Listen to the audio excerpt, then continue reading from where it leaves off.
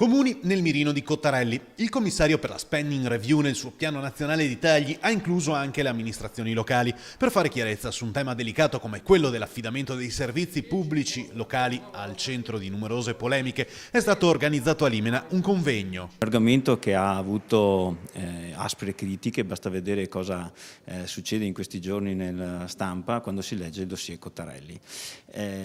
Abbiamo vissuto un momento in cui si voleva eliminare l'apporto pubblico nelle società di gestione dei servizi.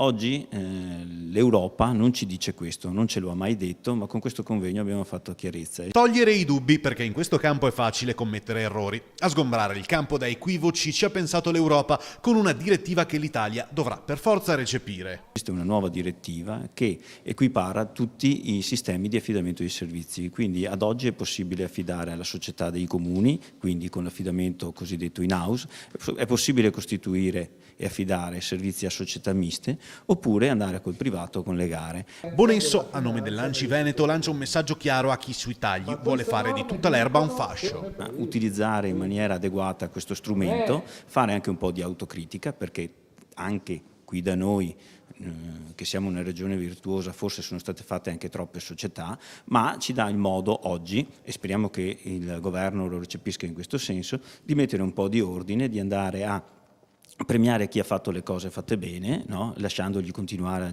la gestione dei servizi che hanno, ed andare a mettere a posto le situazioni che non vanno.